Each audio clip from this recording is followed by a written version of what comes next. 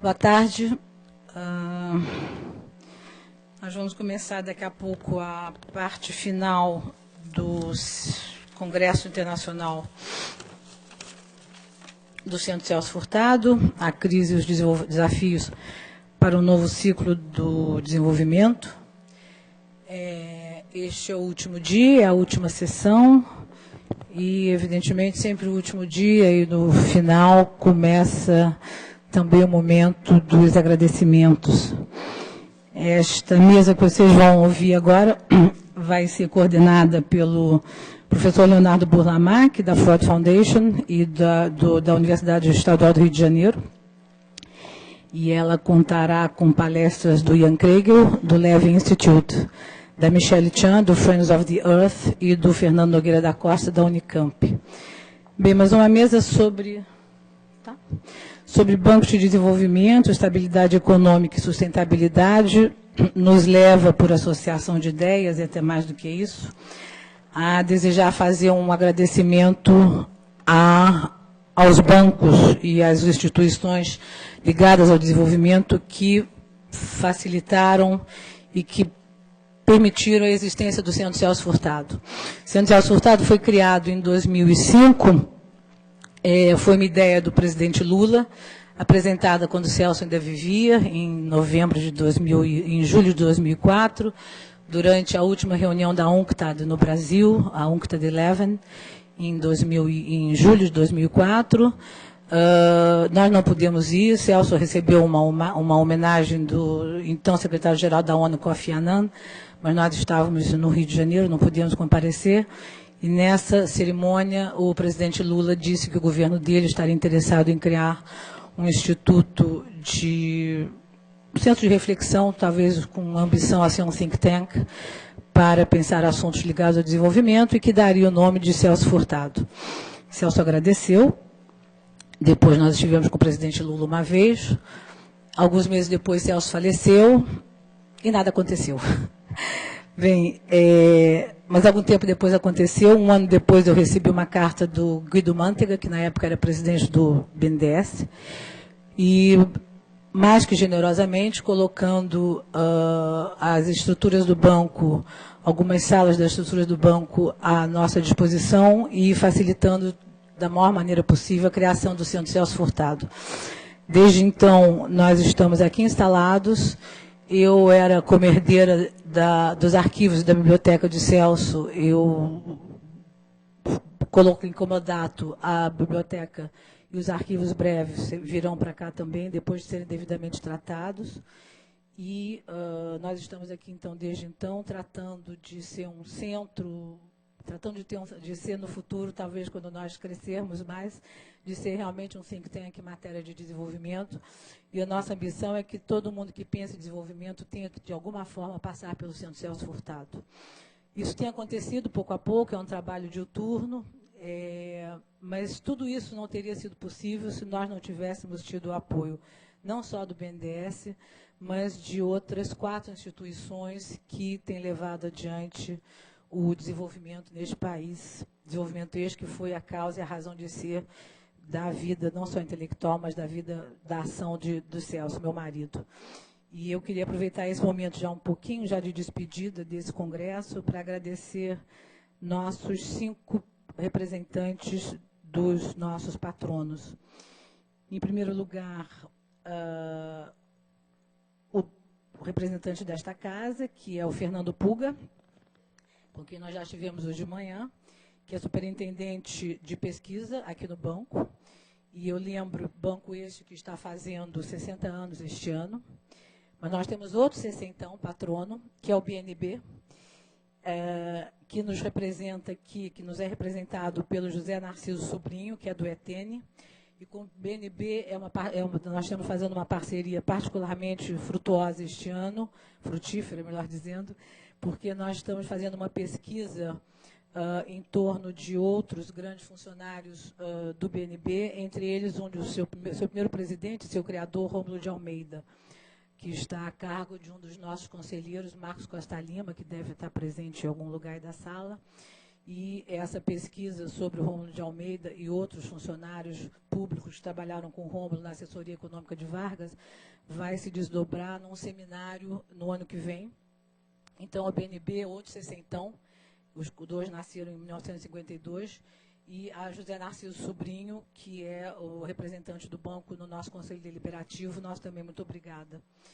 Nós temos um terceiro aniversariante, um pouco mais jovem, a Eletrobras, que está fazendo 50 anos este ano, cujo representante é o Jorge Camargo, que tem nos ajudado muito. E hoje mesmo nós estivemos com ele e tivemos o prazer de receber o presidente da Eletrobras aqui de manhã, que fez a entrega de prêmios de um concurso de monografias que foi feita em organização conosco, entre os funcionários da Eletrobras. Bem, um quarto patrono que fez, esse é o nosso mais velho patrono, a Caixa Econômica Federal, que fez ano passado 150 anos, e cujo representante no Conselho Deliberativo é o nosso querido André Ricardo. Não sei onde é que o André Ricardo está. André Ricardo deixa eu não trocar o cargo do André Ricardo, para eu não falar bobagem. Cadê o André Ricardo? Perdi o André Ricardo. André Ricardo, cadê você? Desculpe. André Ricardo é superintendente de Relações Institucionais, André Ricardo de Souza. E, finalmente, nós temos a Petrobras, aqui do outro lado da rua, que está sendo representada agora pelo Antônio Eduardo Monteiro de Castro, gerente executivo de estratégia. Vocês não têm ideia o que a gente deve a esses 5 patronos, aliás, acho que vocês têm. Se não fossem eles, nada disso estaria acontecendo, e nós esperamos que essas parcerias continuem por muito mais tempo, e elas têm sido profícuas e muito boas para nós, e espero para eles também. Então, já é só um momento pequeno de agradecimento, eu agradeço a todos vocês, e passo a palavra agora ao Burlamaqui, peço para você subir, Burlamaqui, para compor a mesa. Acho que talvez eu já chame os participantes. Ian Kregel, please, could you... Yes. Fernando Nogueira da Costa e a Michelle Chan. Muito obrigada.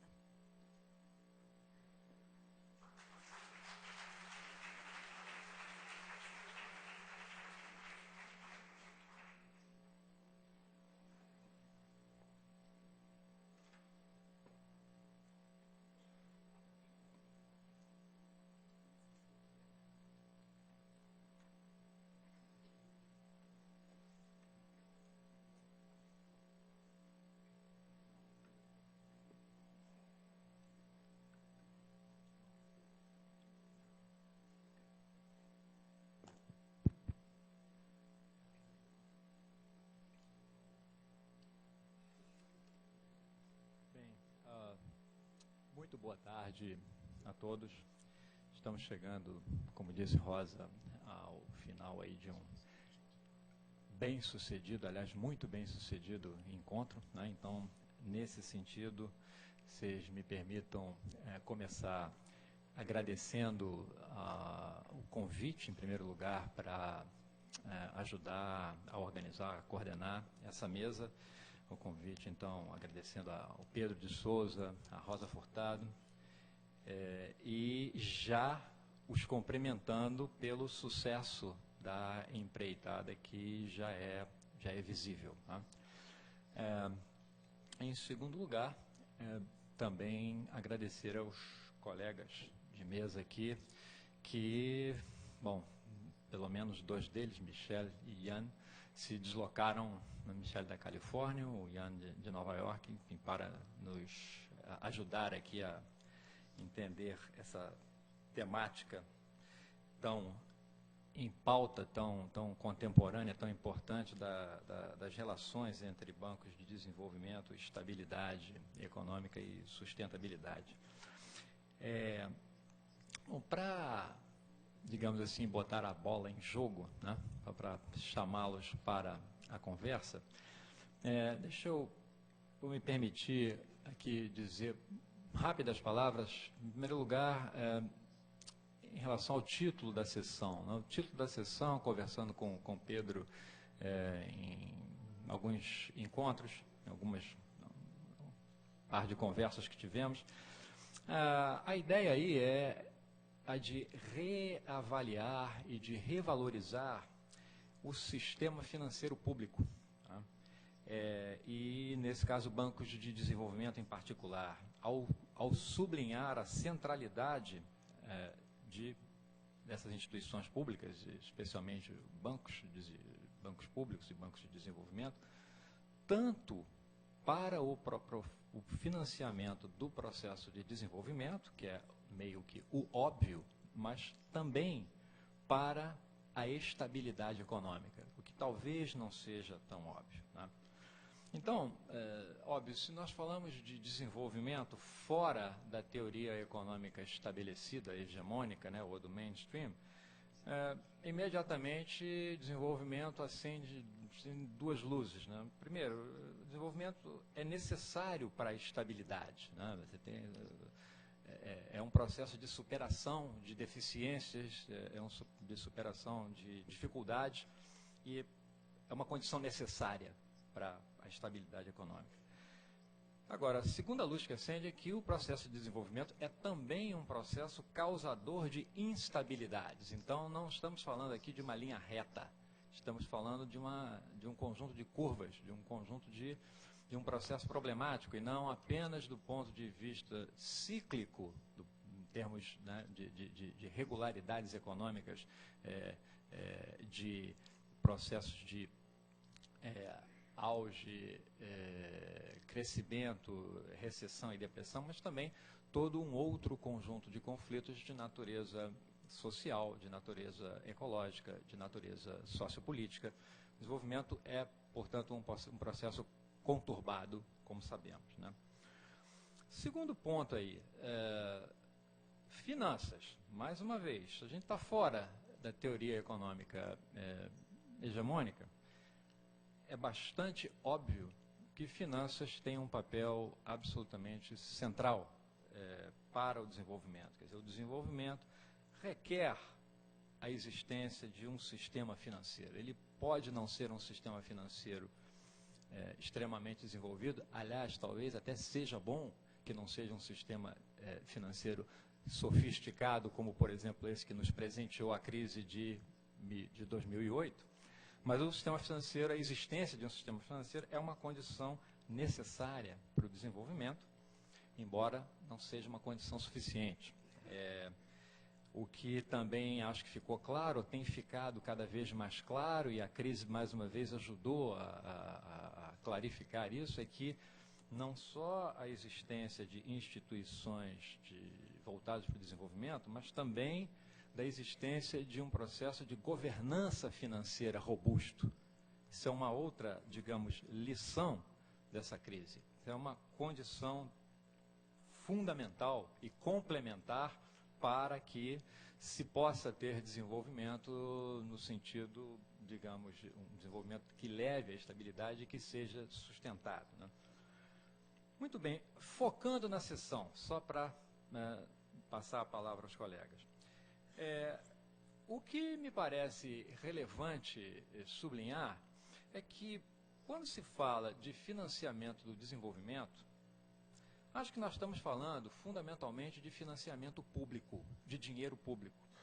Isso não é uma jabuticaba, isso não é só brasileiro, isso não é só Brasil. Tem pesquisas feitas e em andamento que nos estão mostrando que o financiamento de, por exemplo, pesquisa e desenvolvimento, P&D,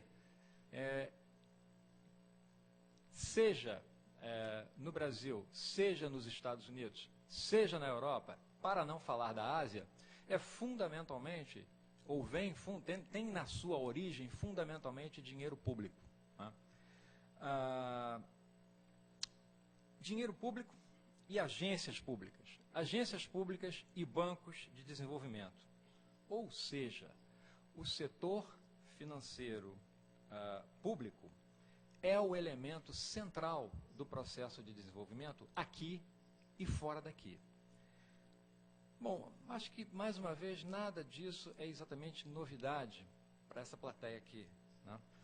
Agora, o que eu queria sublinhar para concluir essa introdução é que a crise financeira, ela, num certo sentido, ela, aspas, apimentou essa questão, porque eu acho que ela pôs em evidência que o sistema financeiro público é também o elemento central por trás da limpeza pós-crise.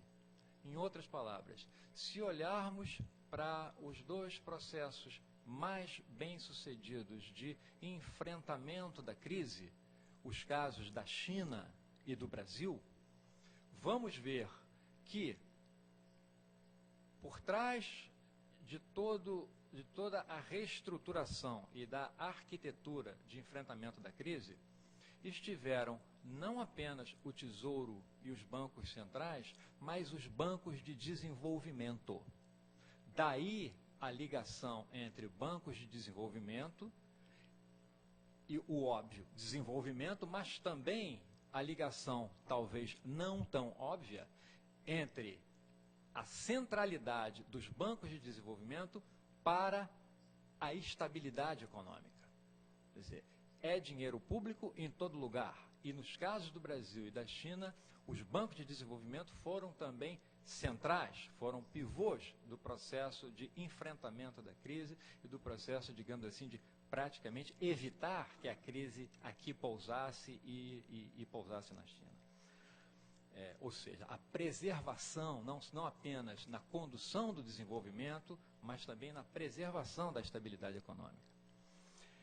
Então, nesse sentido, nós vivemos uma situação totalmente contraintuitiva do ponto de vista da teoria, mais uma vez, hegemônica, né?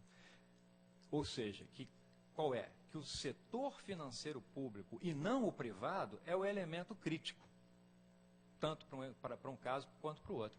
Então, o convite aqui é para, me repetindo e concluindo, para uma revalorização do setor financeiro público e uma reflexão sobre que tipo de mix é o mais eficiente do ponto de vista do funcionamento, digamos assim, sadio do capitalismo. Há muito pouco tempo atrás, achava-se que bancos de desenvolvimento e agências públicas eram animais em extinção e deveriam ser extintos. Acho que o que nós estamos vendo hoje é que essa era uma conclusão, no mínimo, apressada, se é que não completamente equivocada. Bom, para explorar essas e outras questões, nós temos aqui um trio de especialistas, experts no assunto, né? Ao meu lado aqui a Michelle Chan, que é diretora de programas de política econômica da organização Friends of the Earth, que é uma organização que está em múltiplas áreas, mas no caso da Michelle, a preocupação fundamental é com a relação entre financiamento, bancos de desenvolvimento e problemas de meio ambiente. Né? Temos também aqui ao meu lado a extrema direita só na geografia da mesa, o Fernando Nogueira da Costa, da Unicamp, que, como todos aqui sabem, é um especialista em macro, moedas, especialmente em bancos e sistema financeiro, que acaba de publicar um livro chamado Brasil dos Bancos, que pela EDUSP, editora da Universidade de São Paulo, onde ele faz uma análise profunda e, eu diria, inédita da história bancária do país nos últimos 200 anos. Então, é um livro bastante raro aqui entre nós. E o Ian Kregel, né, do Levy Institute, Nova York, da Universidade de Tallinn, na Estônia, e também nosso presidente do Conselho, do Conselho Consultivo e da organização fundada aí por um grupo de nós e atualmente dirigida pelo Rogério Sobreira e pela Ana Célia Castro, que é a Minds. Né?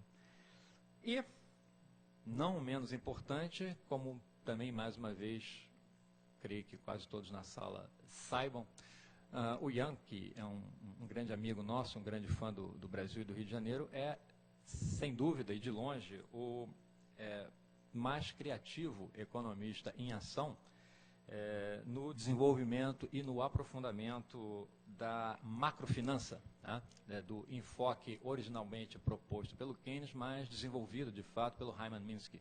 Kregel certamente é o maior minskiano vivo e quase que a cada 15 dias ou mês está nos dando de presente alguma coisa interessante.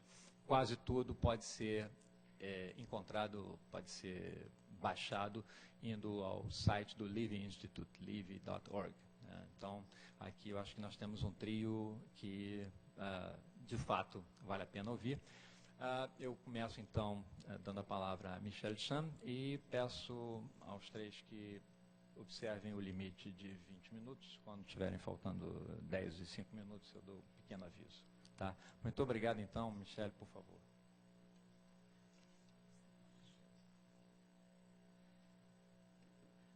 Thank you so very much for inviting me and for having me join this remarkable conference.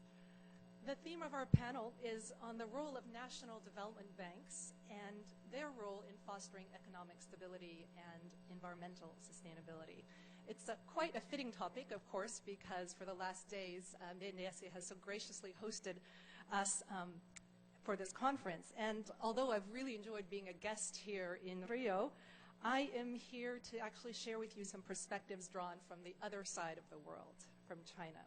So my remarks will follow 4 parts. First, I will provide a little bit of background on the Chinese banking sector and some examples of how the government uses China Development Bank as well as other banks to implement counter-cyclical economic policies.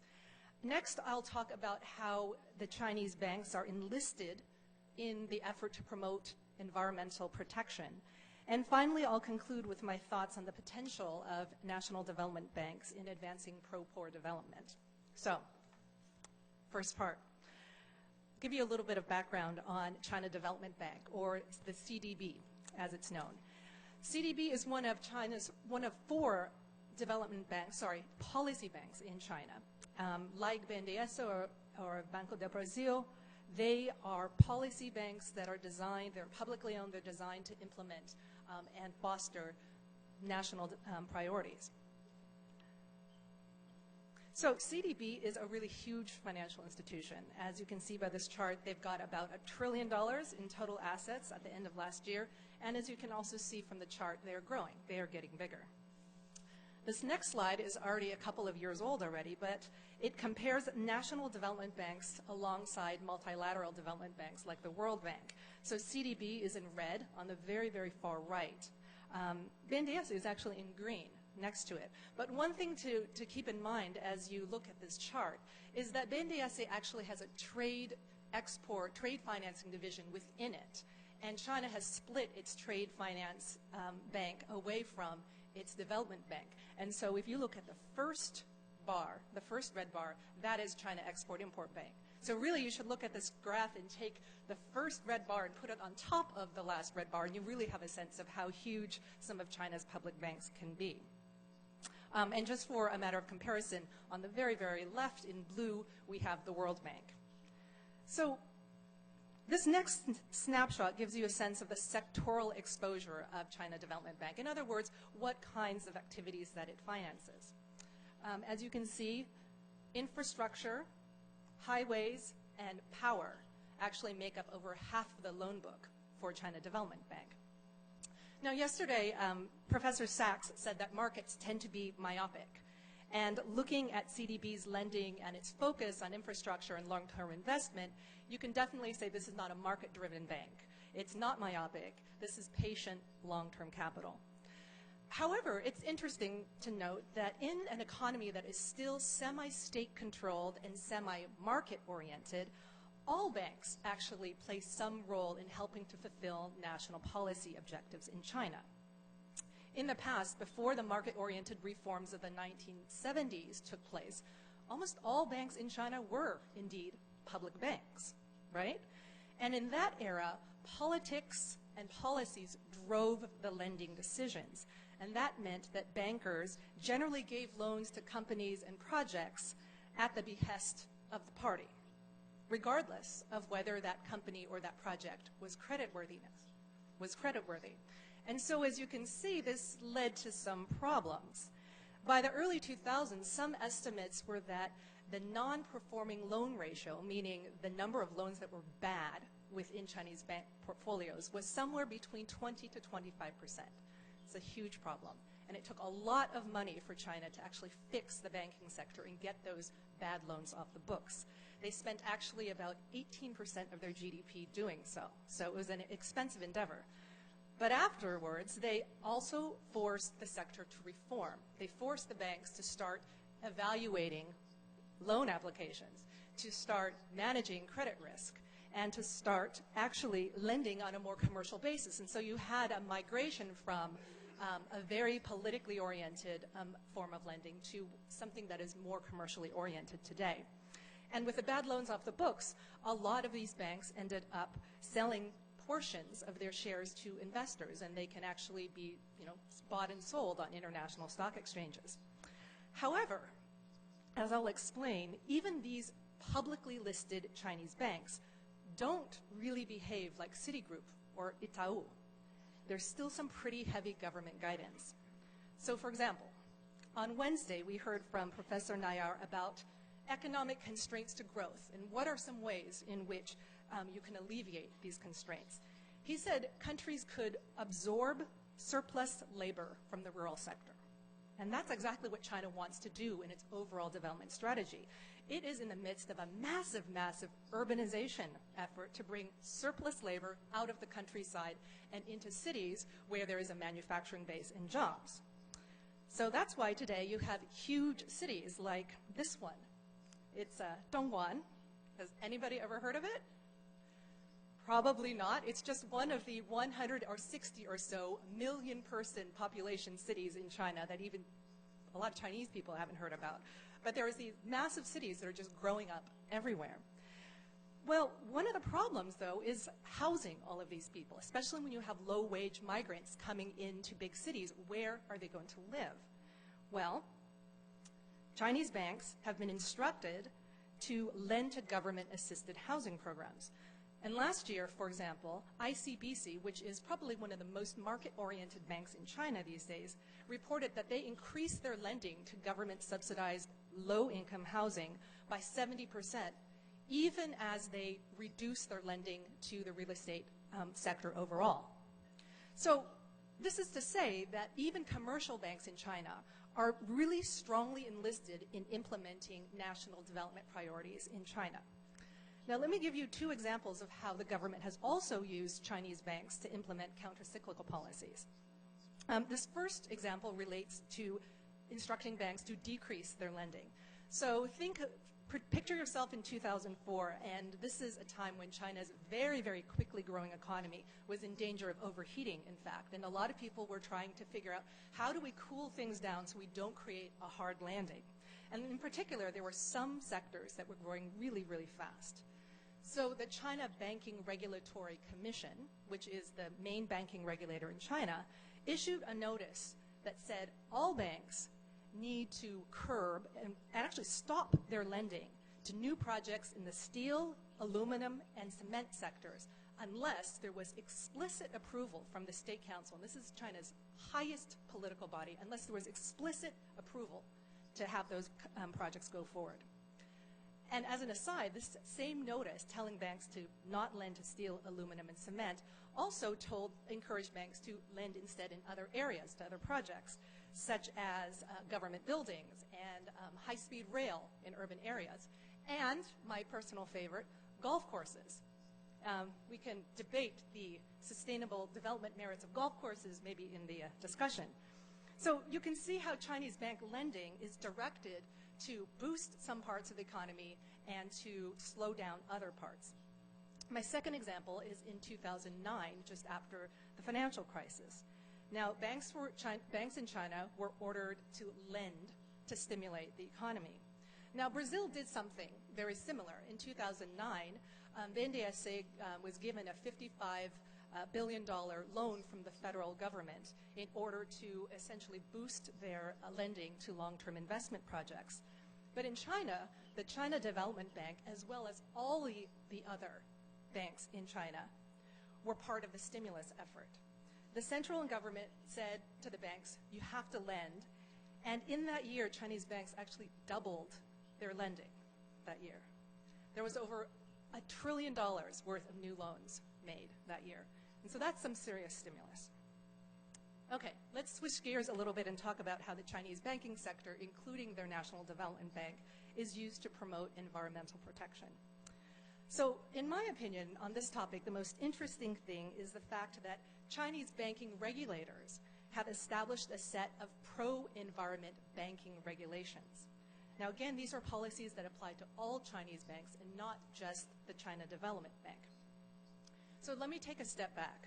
In recent years, it has become pretty clear that China has a massive, massive pollution problem. I think everybody probably knows that.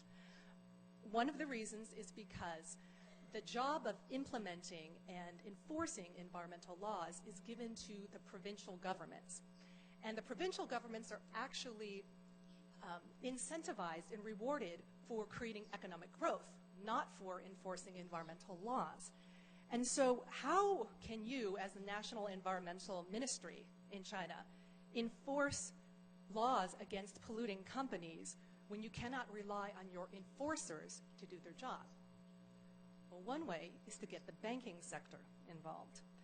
In 2007, China launched what's called the Green Credit Policy, which says that banks will violate their own banking regulations if they lend to companies that violate environmental regulations.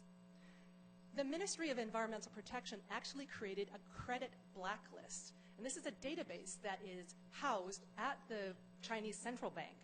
And it essentially has a list of companies that are breaking environmental laws. And it also has a list of projects that have not yet received an approved environmental impact assessment. If you believe Chinese banks' own reporting on this matter, there are banks like CITIC and Bank of Nanjing that said they have made no loans to any company or project that appears on the list. And in 2010, Agricultural Bank of China, which is another policy bank in China, said that they rejected 42 loan applications on the basis of environmental grounds, meaning the borrower, potential borrower, did not get a loan because they were breaking environmental laws. And the next year after that, they rejected 106 applications for the same reason. What ended up happening is that there were $640 million worth of loans that were not made because of environmental concerns. So the message to companies is comply with environmental laws or you won't get access to credit. Now, I should note today that it's quite common for banks like BNDES, for China Development Bank, and even dozens of Wall Street banks to have their own environmental lending standards, for example, requiring environmental assessments. But, you know, these requirements are taken on a bank-by-bank basis. They're not actually regulated and required at the national level as a matter of banking regulation. The second way that environmental policies and banking policies have come together in China is through what's called the Liangao policy. Liangao means the two highs. And what they're talking about is they're talking about high pollution and high energy use. Now, Professor Sachs talked yesterday about the need for more development planning. And China, you know, does plans. In 2006, they created their 11th five-year plan. And in this plan, they named 14 industries that were highly polluting and highly energy intensive. And these had, you know, these included like cement, and they included power generation, steel, coal, oil, chemicals, and others. Once the Liangao policy came out, the Chinese banking regulators again came in to back it up with new banking regulations. They instructed banks to curb their lending to the highly polluting and highly energy intensive sectors. And the banks started responding, at least initially. China Development Bank immediately reported that their lending to the Liangao companies had already declined by something like almost 40% over the last 4 years. So they said they were well on their way. The next year, ICBC, which again is one of the most commercially market-oriented banks in China, said that they quit lending to over 150 Liangao companies with loans worth over $550 million. Let's go back to the Agricultural Bank of China. In 2008, their Liangao lending comprised almost about 16% of their loans, but they have scaled back lending to these polluting industries since then. In 2010, they dropped almost 800 companies off of their books for being highly polluting and highly energy intensive. And last year, the bank said that they delisted 1,100 companies and dropped $7 billion worth of polluting loans off of their books. $7 billion. As I mentioned, when the Langal policy was first introduced, banks were bragging a lot about what they were doing to implement them. But today, banks are talking a little bit less about this, and it's probably because they don't have as impressive stories to tell these days. Now they prefer to instead focus on how they're providing green loans to environmentally friendly things like wastewater treatment or clean energy.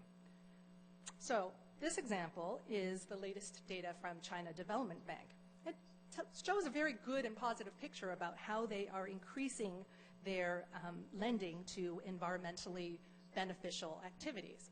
But as you know, you can increase lending to environmentally good things and environmentally bad things at the very same time. So just because they're doing this doesn't mean that they're stopping lending from the bad. That brings me then to my final concluding point. It's a question. Can public development banks like CDB or BNDES be agents for environmentally sustainable pro-poor development? Well, the answer is yes. You can look at this graph from CDB here, and you can say they're doing their part. But can development banks also be agents for environmentally harmful activities that marginalize the poor and disadvantaged communities? Well, the answer is yes as well. And you might say that these contradictions come from competing visions of what sustainable development is. A vision where on the one side, CDB is increasing its lending to wastewater treatment plants, but on the other, it's serving as the lead financier for the Three Gorges Dam in China. You might have heard about this project. It's known as one of the most environmentally destructive man-made projects on Earth, and there may be up to 1 million people that were displaced and forced to move because of this project. So in here in Brazil, you have BNDES, and it's funding wind farms in Bahia, which is great. But it's also the lead financier of the Belo Monte Dam, which is very, very controversial. This week, as you know, it was suspended for failing to adequately consult with indigenous peoples who oppose the dam because they fear that it will destroy their lives and livelihoods. Also, both banks, CDB and BNDES, talk about social inclusion. So, for example, CDB is the leading provider of student loans in China. And as you can see from their chart, their student loans are increasing. And they also boast that they lent almost $250 million to small and medium-sized enterprises. But actually, that's less than 3% of CDB's lending portfolio. Put another way, CDB lends 250 times more to the oil sector alone than they do to small and medium-sized enterprises. You can see similar contradictions in BNDES's portfolio. BNDES has a specific line of financing to help children get to school, and they have a microfinance program. But look at where the majority of their financing actually goes. The majority goes to big corporations. Earlier today, someone even called BNDES a hospital for big corporations. So if you believe that supporting smaller and medium-sized enterprises is key to the national development strategy, you can see that both BNDES and China Development Bank have a long way to go in shifting their lending. And finally, I want to touch on how national development banks are not just big players in their own country, but they're becoming important players internationally in international development. Professor Sarti yesterday talked about how China is boosting their outward foreign direct investment all over the world, including in Brazil and in Latin America more generally. And China Development Bank is one of the major lenders to Chinese overseas expansion. Similarly, BNDES is increasing its international reach. Now, in both cases, Chinese and Brazilian state-owned enterprises, especially those that are involved in energy and natural resources, are key recipients of National Development Bank financing. So what kind of development is the China Development Bank and BNDES promoting? Is it actually, when you look at what they're funding, more pro-poor than what Wall Street would fund? Maybe, maybe not. I think it's something that's worth studying more.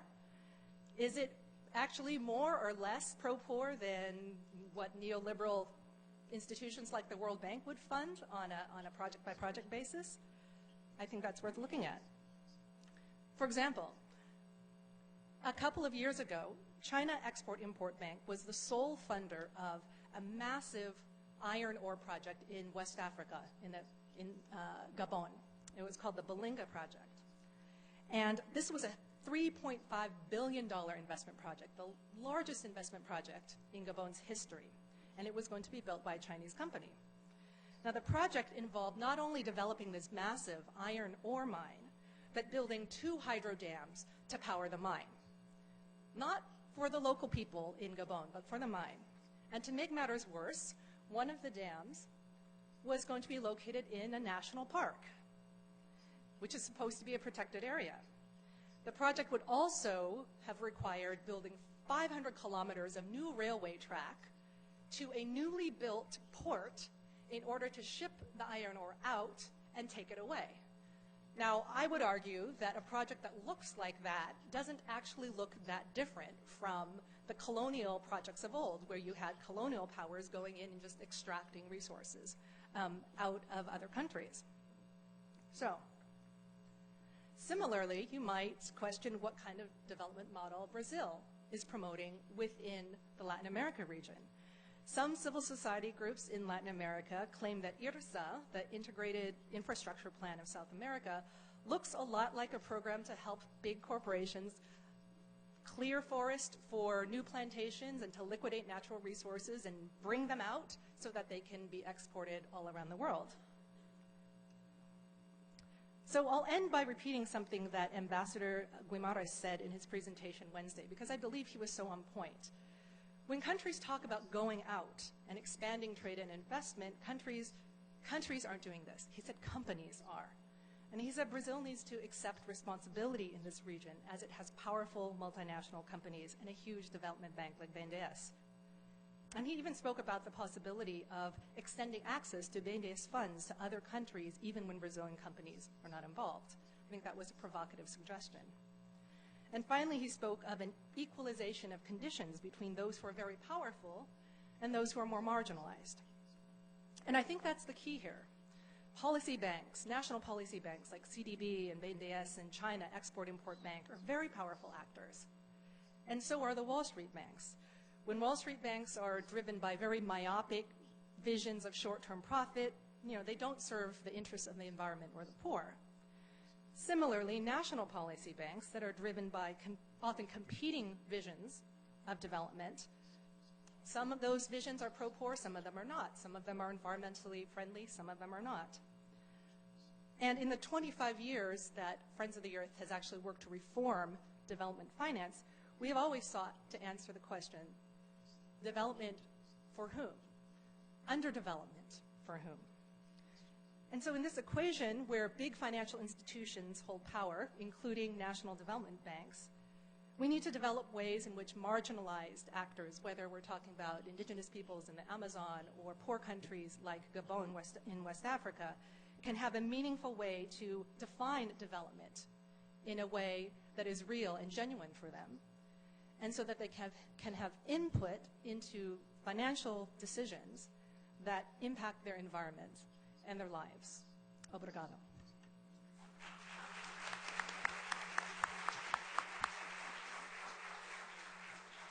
Thank you very much, Michelle. Fernando.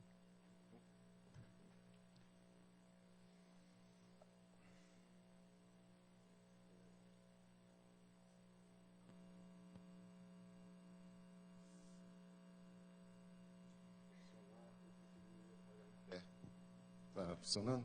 Muito bem. Só olha o sinal. Vício de professor, eu só consigo falar em pé, parece que aumenta o volume, né? Eu queria, em primeiro lugar, agradecer ao Centro Celso Furtado, através da Rosa, particularmente. Agradecer ao Leonardo por participar numa mesa tão importante, tão relevante. Eu agradecer a presença de todos, né, essa atenção. O Leonardo me pediu para falar sobre Banco de Desenvolvimento, e eu vou tentar, até por razão de tempo, mostrar menos números e tentar fazer uma análise mais qualitativa, sabe? Eu vou trabalhar 4 partes. Vou fazer uma abordagem institucional, depois uma da política econômica, analisar um pouco o financiamento e desenvolvimento, apresentando qual é o debate hoje no Brasil a respeito de banco de desenvolvimento, desenvolvimento do mercado de capitais, qual é o estado da arte nessa área. E, finalmente, vou concluir com um desafio que eu me coloquei, que é ver qual é o desenvolvimento do capitalismo contemporâneo, especialmente no Brasil. E aí eu vou apresentar essa categoria capitalismo de Estado neocorporativista, que eu acho que é um conceito que busquei na ciência política, mas nos ajuda a entender, inclusive, a especificidade de banco de desenvolvimento. Pegando o que o Leonardo falou, que não é uma jabuticaba, porque tem banco de desenvolvimento em outros lugares, quem me antecedeu comentou isso, eu vou tentar mostrar o que é a nossa jabuticaba. Tá? Para isso, eu vou usar uma metáfora que é bastante conhecida, que vem desde que o bispo Sardinha veio no Brasil, foi deglutido pelos tupiniquins, e assim nós fazemos até hoje com ideias vindo de fora. A gente deglute e vomita algo novo. Então, para entender esse sistema financeiro, a imagem está péssima, para entender esse sistema financeiro, a gente tem que... O que, não é uma palavra muito elegante para depois do almoço, mas o que a gente vomitou de original, depois da deglutição, é um crédito público insuficiente para dar conta de todos os desafios que tem pela frente, um mercado de capitais raquítico e um crédito privado totalmente incipiente também. Nós temos traços de economia de endividamento e traços de economia de mercado de capitais. Nitidamente predominou uma economia de endividamento bancário durante toda a nossa história, desde a chegada de Dom João VI. Eu pego 2 comentários irônicos do Roberto Campos. O Roberto Campos fazia comentários muito espirituosos, sempre, no final da vida, conservadores, querendo cutucar a esquerda. Mas 2 comentários deles, como ele conhecia profundamente o país, eu acho que são verdadeiros e eu inverto. Eu escrevi um manifesto de tropicalização antropofágica miscigenada, pegando muitos comentários dele e invertendo o sentido ideologicamente. E com isso a gente revelando algo que acontece no Brasil. A história mais ou menos ironiza isso, mas é um fato verdadeiro.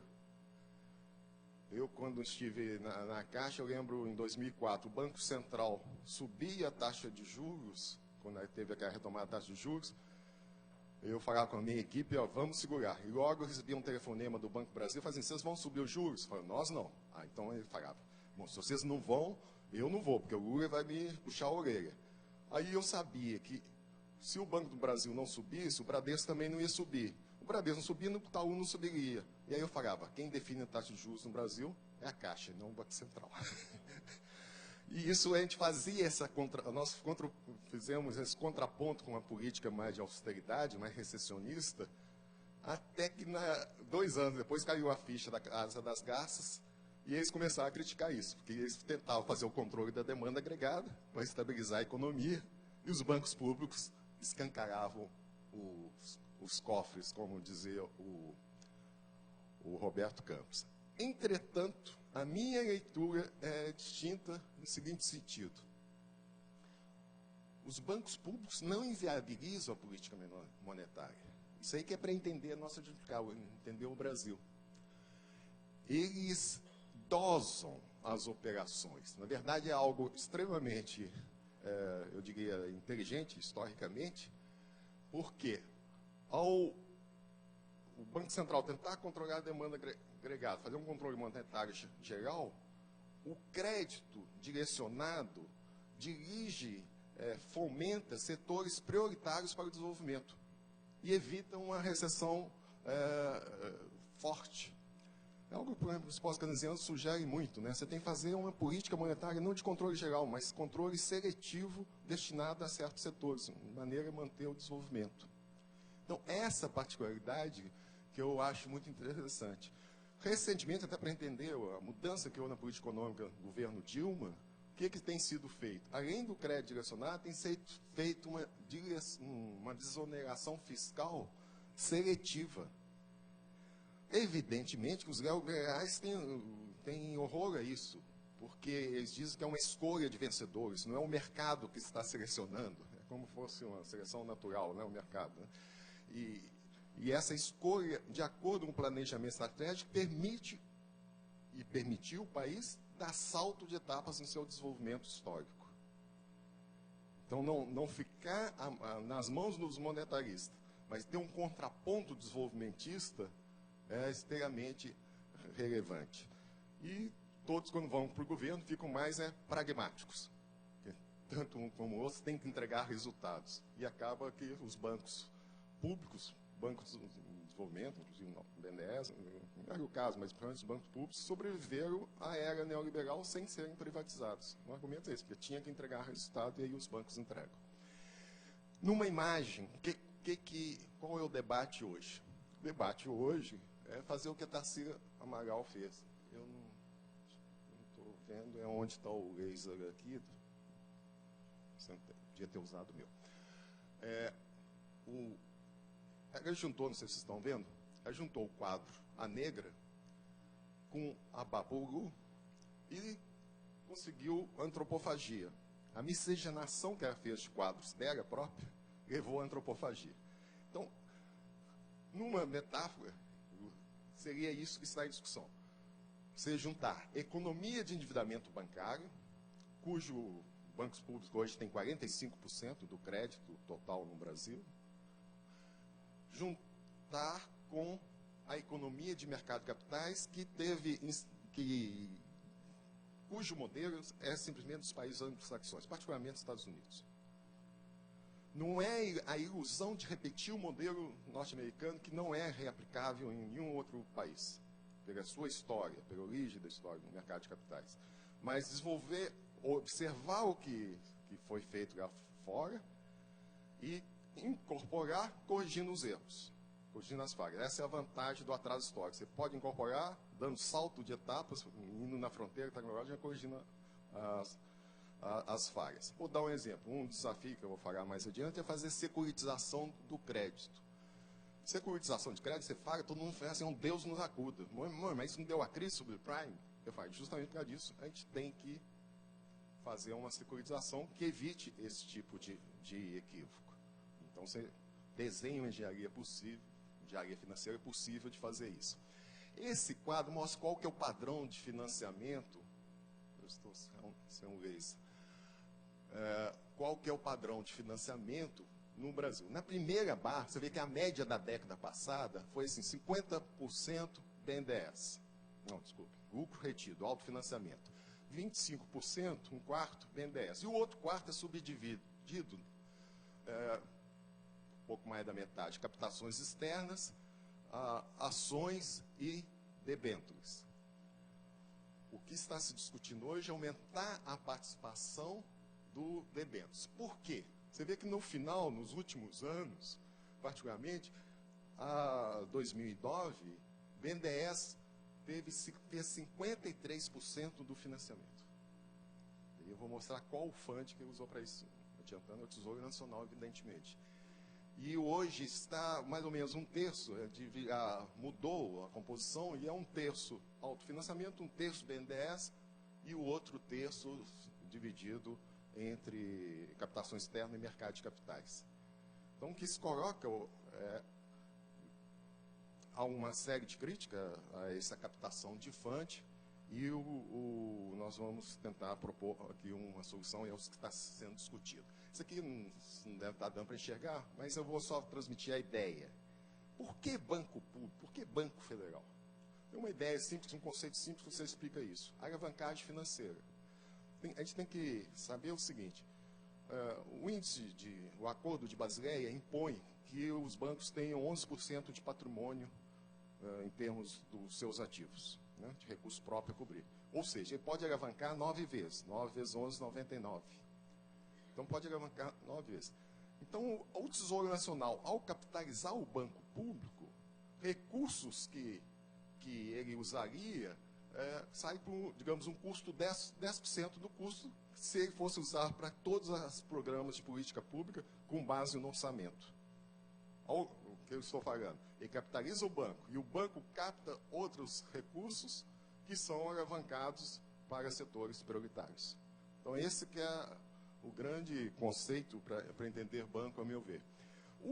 A casa das gastos neoliberais, de mais baixo, para citar deu uma entrevista recente, por exemplo, eles acham que os bancos públicos fazem clouding out. Por quê?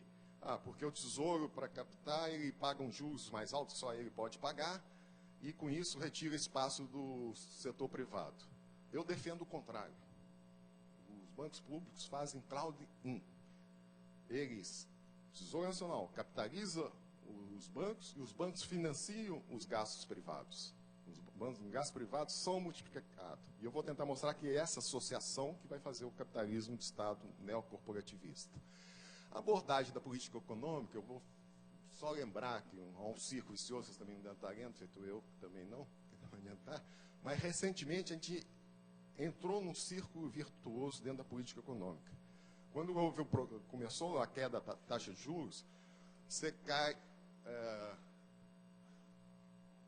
você deprecia a moeda nacional, há uma diminuição dos encargos financeiros, cai a relação dívida-PIB, diminui o déficit nominal, você mantém o superávit primário, dá uma margem fiscal para capitalizar os bancos, faz uma alavancagem do dinheiro público, há um ganho fiscal com dividendos que o BNDES e outros bancos públicos pagam, tributos, lucros retidos, aumenta a capacidade produtiva por causa do financiamento, crescimento da demanda agregada sem inflação, porque aumentou a oferta agregada, um crescimento do PIB, e você estabelece um círculo virtuoso que foi a mudança do governo Dilma, a meu ver.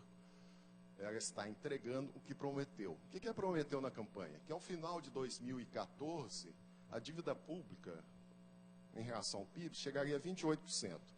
Nós estamos em 2012, em junho de 2012. O último dado oficial já chegou, que era a meta desse ano, tá? Em 35% a dívida pública em relação ao PIB.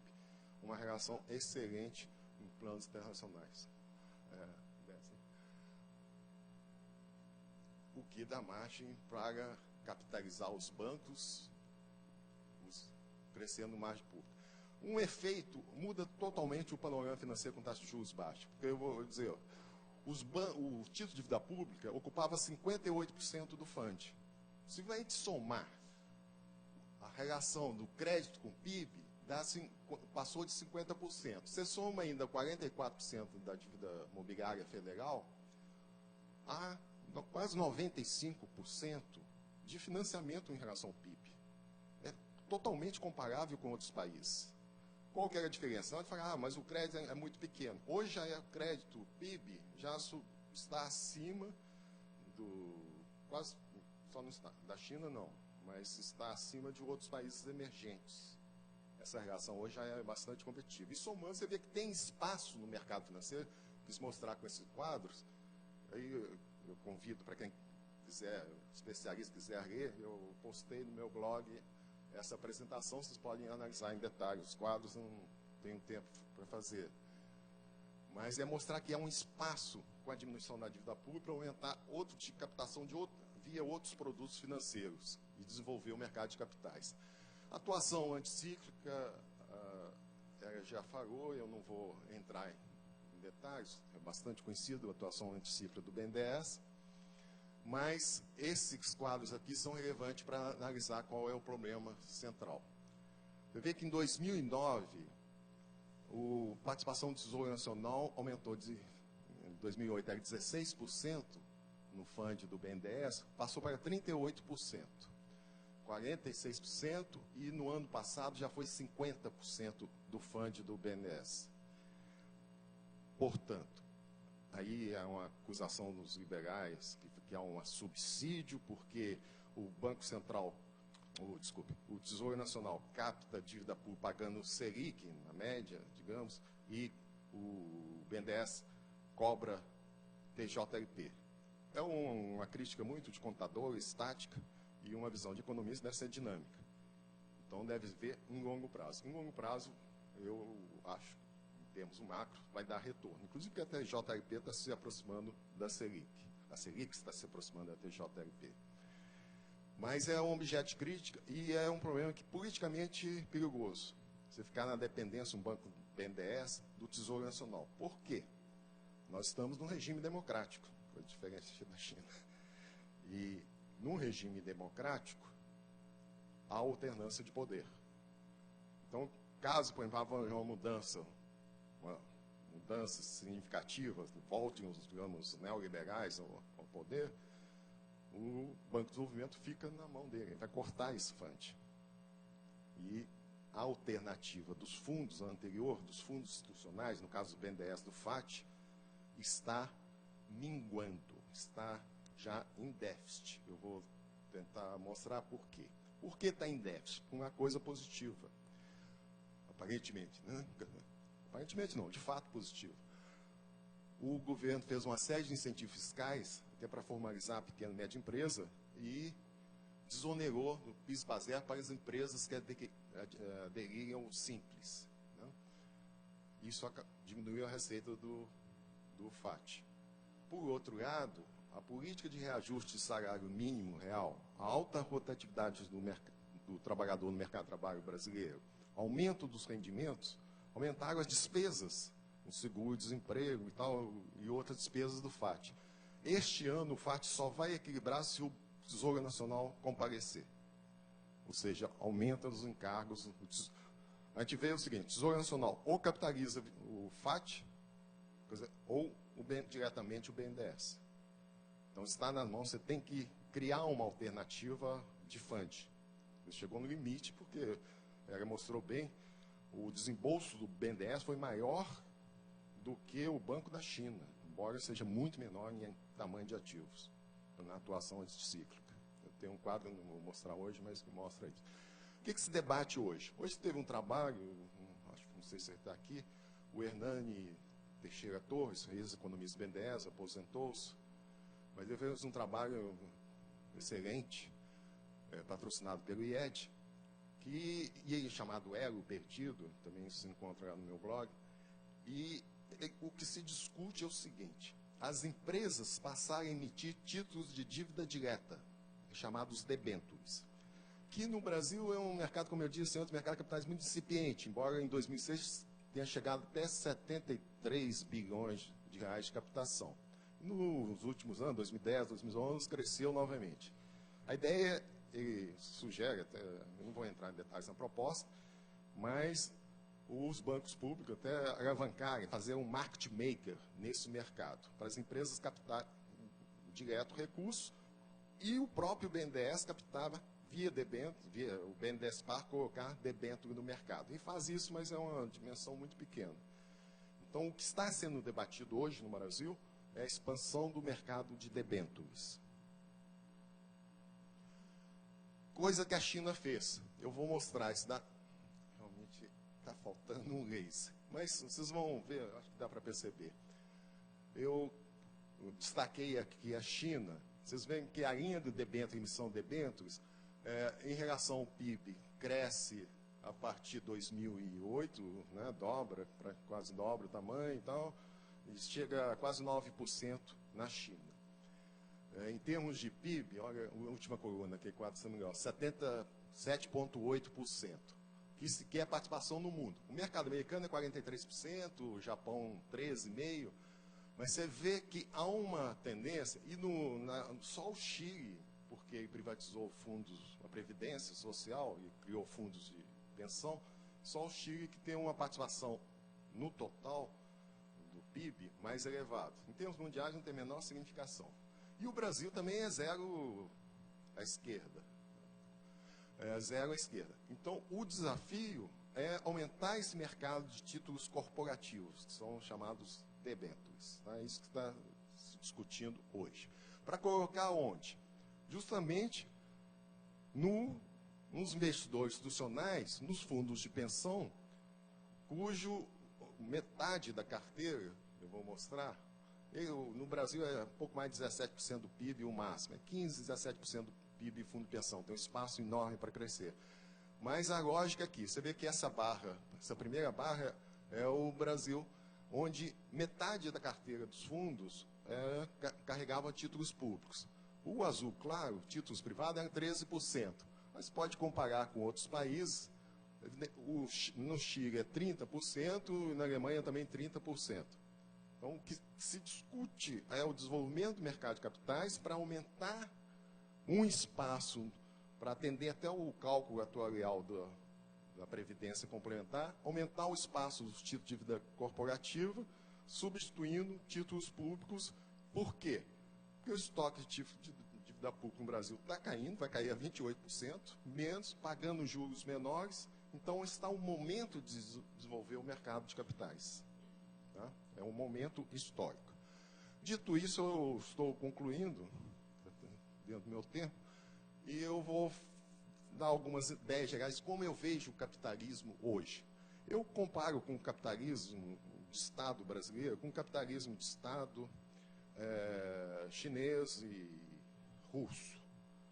Sendo que eles vieram num Solex, um socialismo realmente existente. Então, alguns falam que é socialismo de mercado, a China, é uma discussão a respeito, mas eu sei que a jabuticaba nossa é diferente do capitalismo de mercado norte-americano.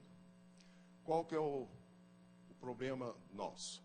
A gente busca maior autonomia tecnológica e financeira. Eu estou tratando do tema financeiro. O que é o conceito de neocorporativismo? Neocorporativismo não é o corporativismo estreito que a gente pergunta. Que a gente fala, interesses da corporação, interesses privados. Não.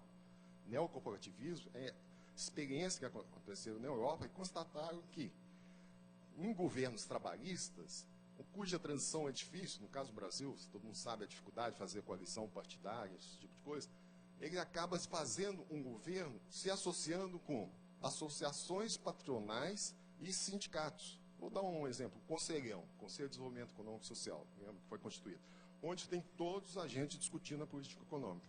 Dá uma legitimidade à política econômica, que é negociada, é pactuada a política econômica. Novidade histórica. Os fundos de pensão passam a se associar nos grandes negócios brasileiros. Então, aquela ideia, que a Conceição vai falar daqui a pouco, que era o tripé, né? Capital estatal, capital privado nacional, capital estrangeiro. Eu diria, e agora é um capital de origem trabalhistas. Os grandes fundos de pensão, e eu diria também o FGTS, que é um fundo de origem trabalhista, né, o PIS-PASEP também, que dá o FAT. Os grandes fundos são recursos dos trabalhadores. E eles passam nos grandes empreendimentos, já citou alguns, financiamento da infraestrutura, participar desses negócios, com presença de sindicalistas ativos, essas empresas patrocinadas. Então, qual que é a configuração do Estado corporativista com maior autonomia financeira? Exemplo recente, permitiu a reestatização da Vale do Rio Doce e da Petrobras. Quer dizer, através do fundos e BNDES-Par, readquiriu a maioria do controle acionário da Petrobras e da Vale do Rio Doce, as maiores empresas brasileiras, exportadoras, produtivas. A criação do fundo Presp, Fundo de Previdência Complementar dos Funcionários Públicos, ele deve se tornar o maior fundo de pensão no Brasil daqui a alguns anos e aumentar o fundo para o financiamento. A estratégia, aliás, coisa que também o capitalismo russo, está se repetindo, os capitalismos de Estado, há uma tendência a isso mundial, a estratégia hoje não é ter a maioria das ações, mas ter sempre uma participação minoritária diretamente por parte do Estado. Mas através das empresas, dos fundos patrocinados e do BNDES-Par, ele tem maioria no conselho de administração das empresas, mas associada com capital privado. Tá? E o que é a escolha dos vencedores? Né? Vencedores, os grandes campeões que vão se tornando multinacionais, capacidade de competitividade externa, que a política do BNDES, o Luciano Coutinho, né, à frente, está implementando, assim como outros bancos públicos.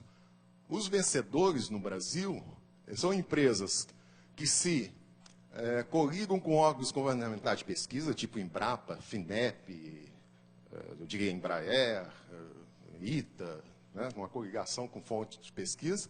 Eles tomam financiamento dos bancos públicos, patrocinadores do Centro Celso Furtado, e se associam com os grandes fundos de pensão. Se você pegar a Previ, Petros e Funcef, isso dá quase 50% dos ativos de fundo de pensão. Então, esses 3 fundos patrocinados é quase metade de todos os ativos do fundo de pensão, que tem um peso significativo. Estou concluindo. Então, nós chegamos e concluímos da seguinte forma: o Estado brasileiro se situa nos centros das decisões cruciais de financiamento da economia. Tá? Isso que é a nossa proposta. E o Tesouro Nacional, ele capta recursos oferecendo risco soberano. É evidente que os investidores, tanto internos como internacionais, preferem aplicar em título de dívida pública. Então, ele tem uma capacidade de substituir o mercado de capitais. O Tesouro Nacional que substitui o mercado de capitais. Capta recursos via dívida pública e faz a transformação de prazo que o banco faz. Ele transfere esse recurso, no caso, capitalizando os bancos públicos, especialmente BNDES e a Caixa, né, que são 100% do Tesouro Nacional, e, com isso, substitui o mercado de capitais. Essa é a nossa jabuticaba. Nós vamos tentar desenvolver o mercado de capitais para conseguir um outro arranjo financeiro, mas isso em longo prazo.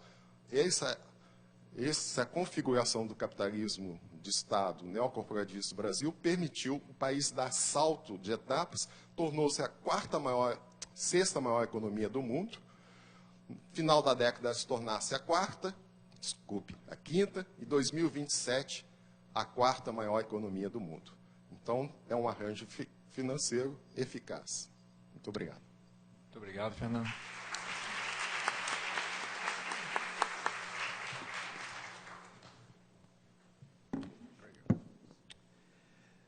Thank you, Leonardo. It would be presumptuous in one of the world's most successful development banks to give advice on what development banks should do. And it would be even more presumptuous speaking in a conference in honor of one of the few economists who took seriously the role of development banks and actively tried to design them in order to achieve certain objectives, to try and outline what sort of development the banks should be doing. So what I'm going to try to do is to take a slightly more abstract approach to the question and try and discern whether the very large financial disruption that has occurred in the world's financial markets over the last, well, if you think back, you think it's sort of 2 or 3 years ago, but we're already up to 5 years, and it seems to be continuing. So to ask the question, what is the role of a development bank in this new financial scenario, and what sort of new objectives, what sort of new role development banks might take in the financial architecture that will probably emerge from the current crisis. So if we very quickly take a step back and look at the history of development banking, I start out by talking about the rise and fall of development banks. Basically, if we look at the role development banks have in the process of development, Gerschenkron provides us with one of the very simple explanations of the extreme importance that banks in general, and in particular public or government-owned banks, can have in the process of economic development. Now, those of you who are familiar, I'm still up there, sorry. Okay. How does this work? Oh, there you go, okay. Gerschenkron provides introductions to the role of development banks, pointing out the very crucial role that development banks or what were called industrial banks in continental Europe, played in the process of catching up by European countries, in particular France and Germany, to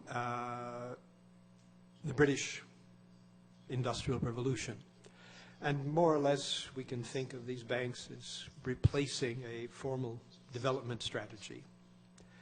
Obviously, for Gerschenkron, this was a problem of late developers playing a process of catching up and using the banking system in general to what we would now call replacing the lack of domestic savings or ineffective government policies or the absence of industrial policy within a government. Now, as Leonardo has pointed out to me, even if a government does have an industrial policy, it usually needs a banking system in order to carry it out.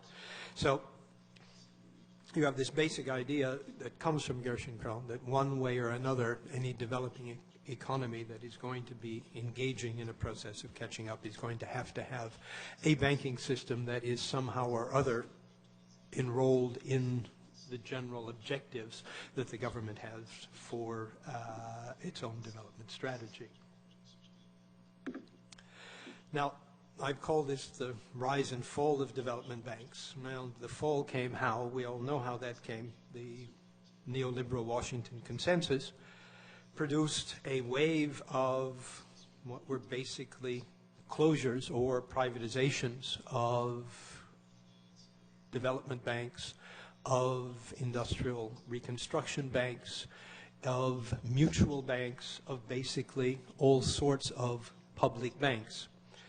Now, this is a bit interesting because if we take the very simple process of mutual banks had turned out to be one of the most stable financing structures, and these were, of course, substituted by privately owned, in general, limited liability shareholder banks.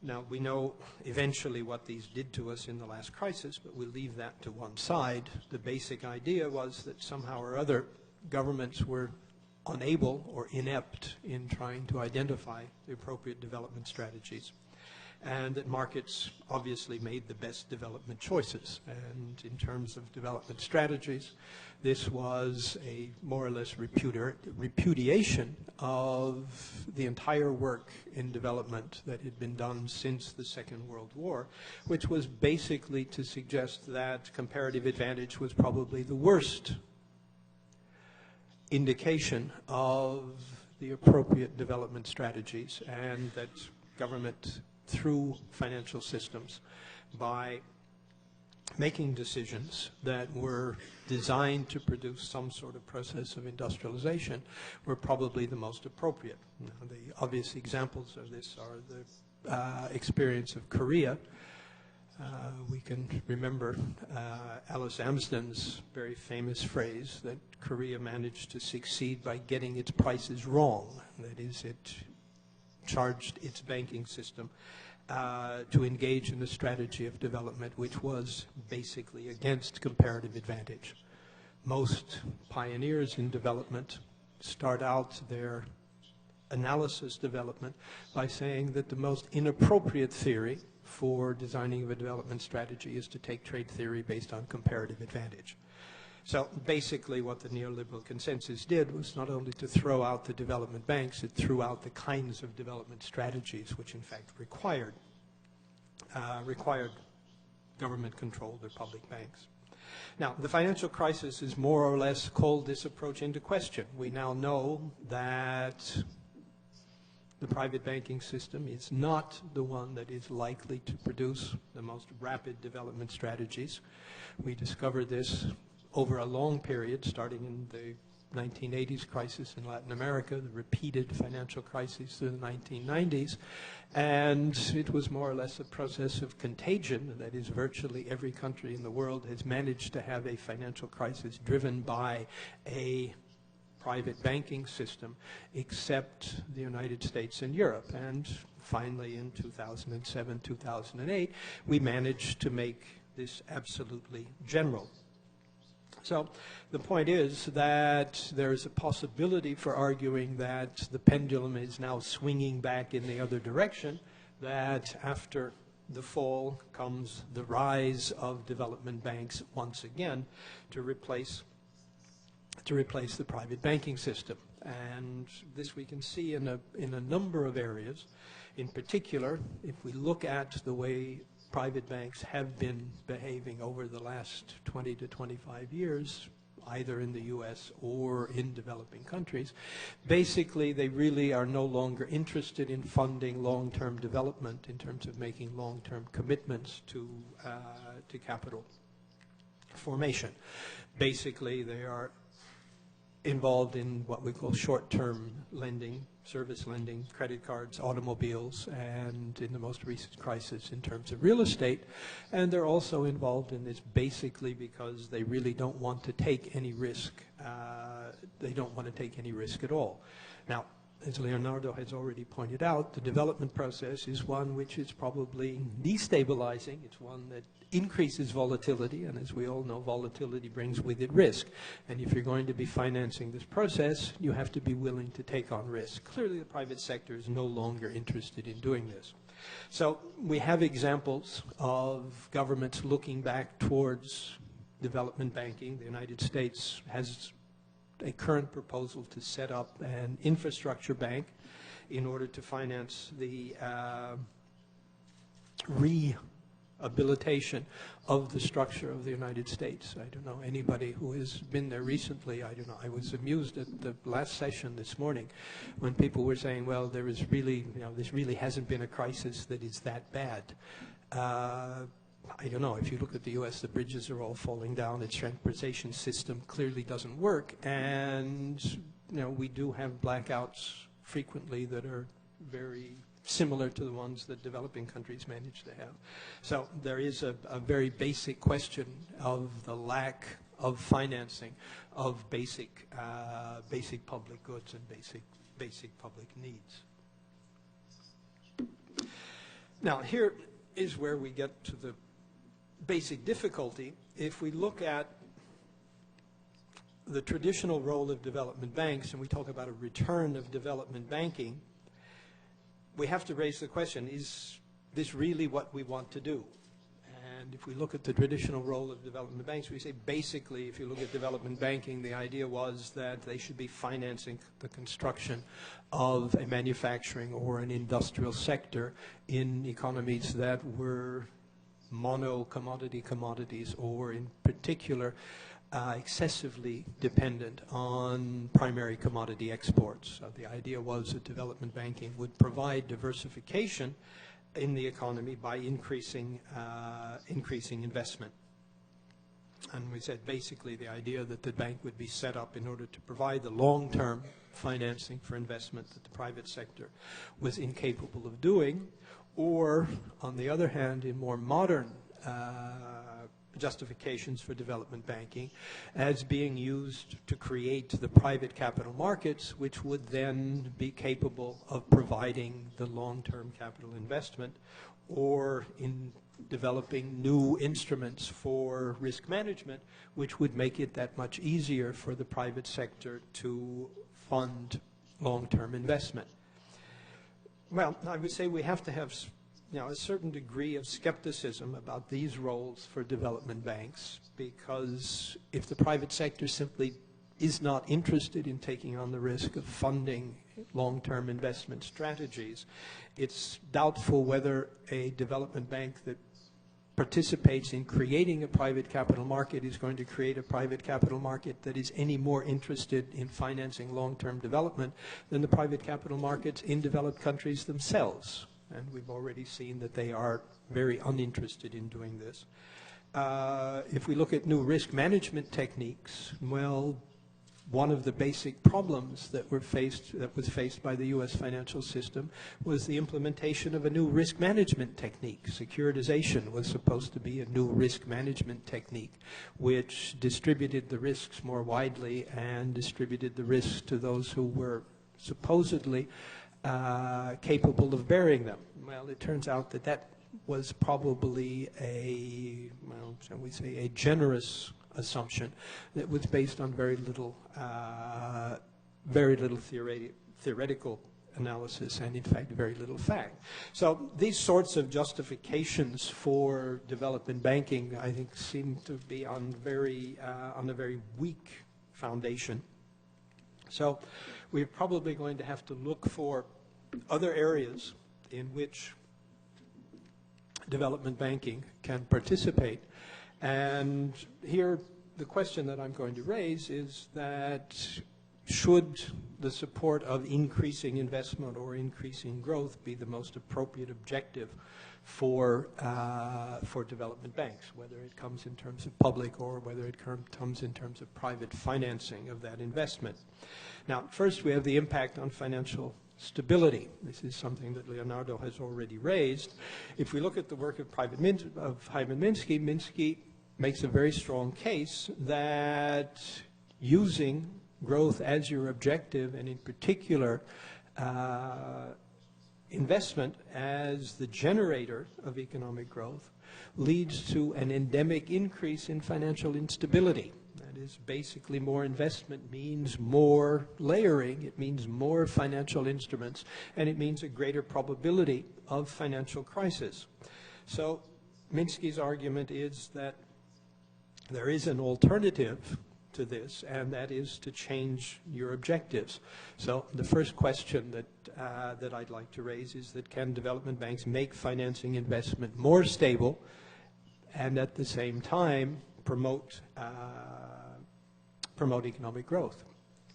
The next is the impact on sustainable development. This is something that Michel has already raised, and quite clearly, if we look at the evolution of the planet, it is simply impossible to believe that we can continue to build more roads, that we can continue to build more automobiles, that we can continue to build more and more, and believe that the planet will continue to sustain the people.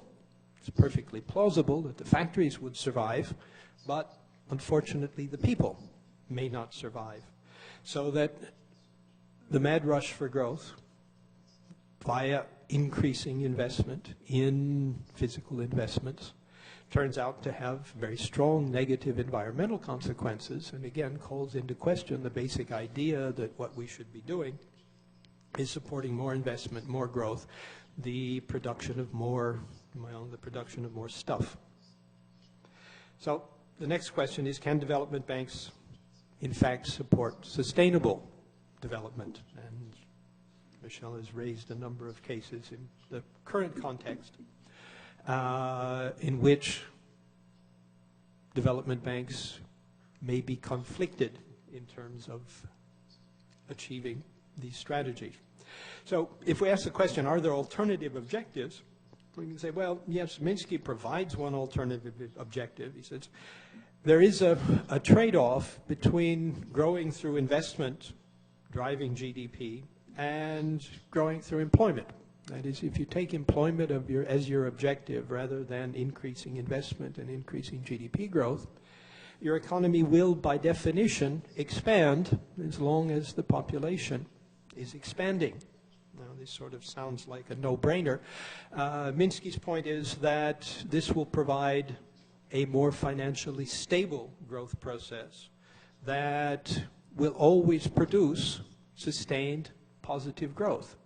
That is, as long as your labor force is growing and as long as you are employing your labor force, unless you have negative productivity growth, you are going to be growing. So that if your objective is simply to have growth, it is possible to do this by shifting away from the direct idea of supporting investment to supporting those areas that are in fact employment creating. Now the question is, can this be environmentally friendly? Yes, of course it can be environmentally friendly, because what you're effectively doing is deciding those areas in which you have increased employment rather than increased environmental damage. So you have the possibility of choosing the policies that can be more environmentally friendly. Now note that this is a rather different point than saying we should be increasing investment in solar panels or increasing investment in environmentally friendly technologies, because it is not absolutely certain that doing this will in fact provide sustainable expansion. All of this stuff is still financed, and it still requires investment, and it still has negative impacts on the economy. The best example I can give is the current U.S. policies in terms of providing substitute energy sources in terms of the increased production of ethanol through the use of corn, which is environmentally, in fact, unfriendly, although it does, in fact, reduce the energy, the straight carbon energy consumption. So, are there employment-friendly policies? Well, Minsky basically said if we're looking at this idea, the alternative is, instead of trying to generate jobs by increasing investment and hopefully getting the private sector to provide them, the government could do them themselves. Well, it's not only that the government could do this, the central bank could even do this, but central banks really don't like to do this, so that you could have the idea of the development bank funding what could be called a guaranteed employment project. And in fact, BNDES at one point did investigate this possibility, and I would encourage it to continue to do so if it wants to escape from the negative impacts of simply financing larger and larger investments in productive capacities.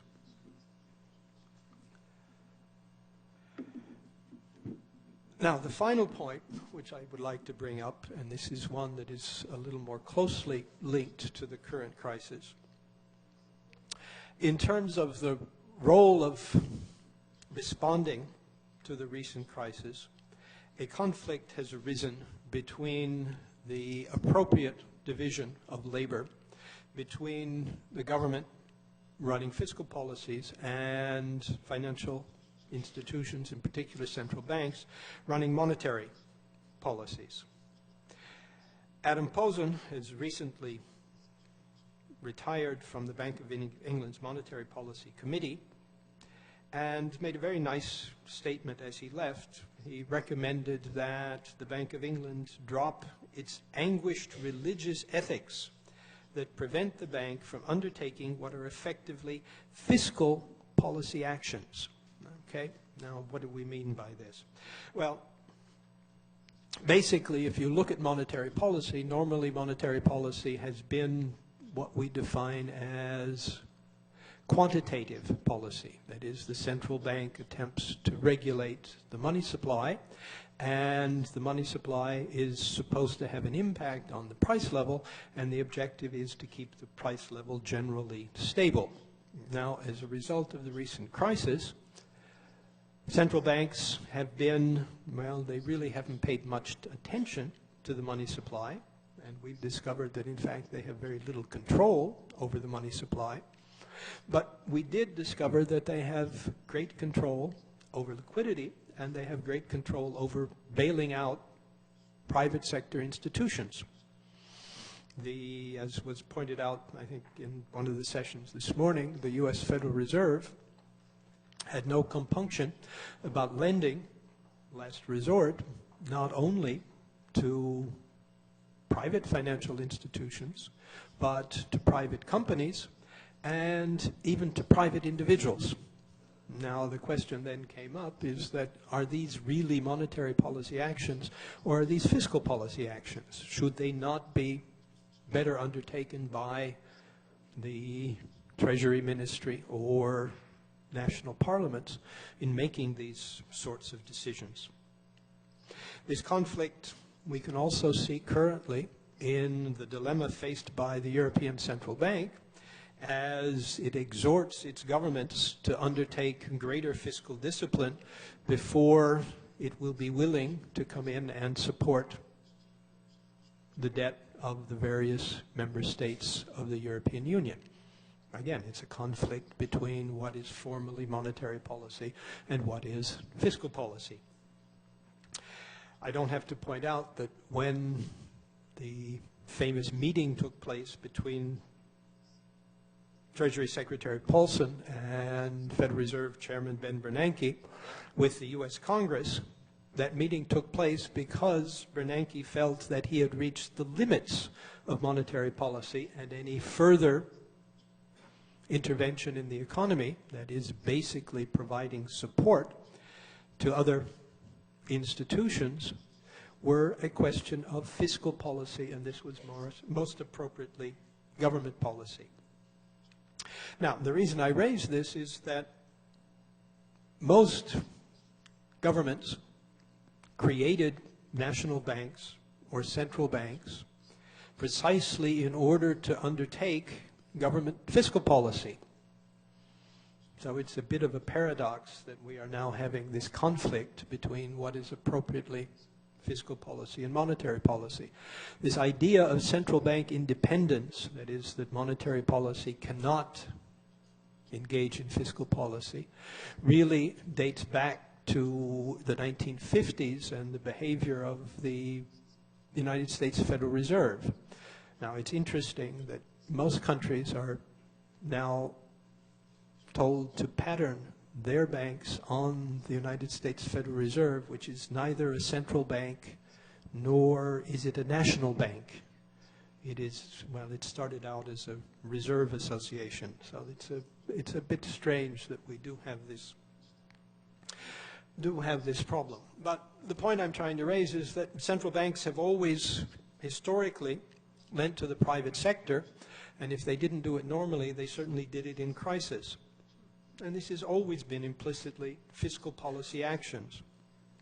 So if we ask, where does the conflict come from? As I said, it comes from this idea of the independence of the central bank, and basically it comes from the monetarist idea that somehow or other the central bank should be charged solely with price stability and should not bother with economic stability or in general financial stability policies. Now, the other side of this conflict is the conflict between whether or not the central bank should be stabilizing commodity prices or asset prices. Okay? The instability comes from where? Well, the instability comes from the so-called asset bubbles. And throughout the 1990s and the 2000s, as the property markets in most countries went into increasing bubbles, or if we take Japan, as the stock market went into the stratosphere, a central bank following independence, following price stability, always argued that it would be inappropriate to intervene in order to try and control asset prices, because asset prices did not enter into the price index, and this was not the appropriate role of the bank. If this had to be done, it should be done by the government. It should be done through fiscal policy. Well, if we look at these sort of divisions of objectives, according to, again, if we go back to Minsky's work, Minsky argued quite forcefully that the idea of price stability in and of itself was incompatible with financial stability, so that it would be appropriate to choose between one or the other, but certainly you could not use both. Now, basically what central banks have chosen over the last 20 years of crisis has been to attempt to produce price stability, and, well, no one was looking after financial stability. Presumably, central banks are not very quickly going to decide to get into the business of producing financial stability.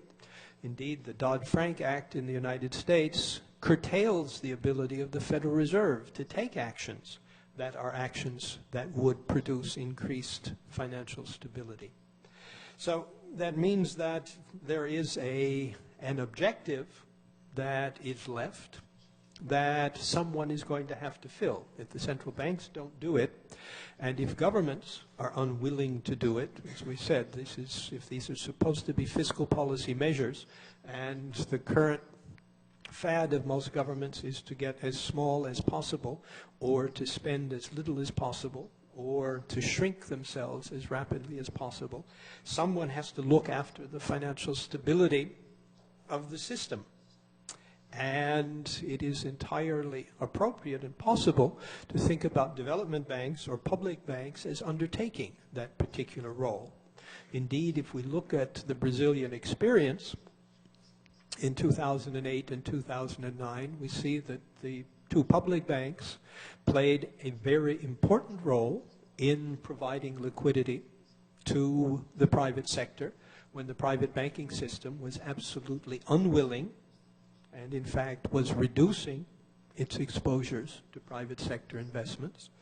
And the Brazilian Development Bank, the one we're sitting in, which I said I wasn't going to say anything about, but in fact did play a very strong role in providing for the financial stability of the system, in particular in relationship to the very large derivative exposures that a number of private sector producers had taken on with respect to the exchange rate.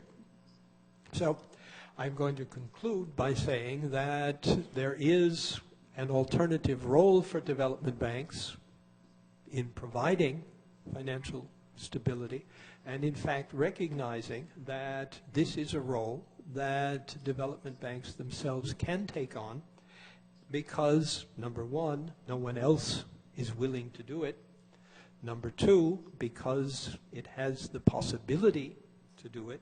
And if appropriately financed, development banks, in fact, can do this. Now, the point that Francesco just raised previously in terms of the funding, the fact that development banks come to rely more and more on funding that comes directly from the government budget does make it extremely difficult and dependent on the kinds of political decisions that are taken of the bank's ability to play this role.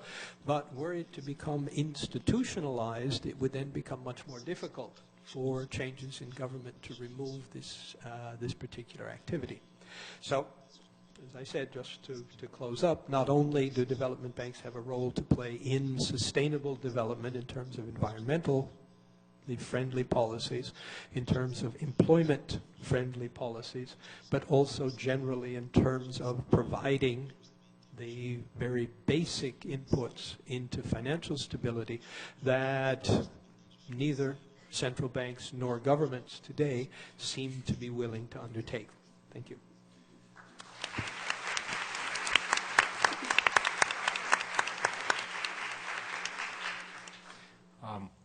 Thank you very much, Jan. Muito obrigado a todos aqui. O encaminhamento natural de uma sessão como essa seria passarmos a perguntas e respostas, comentários, etc., porque parece óbvio que as três apresentações sugeriram questões e sugeriram, enfim, reflexão.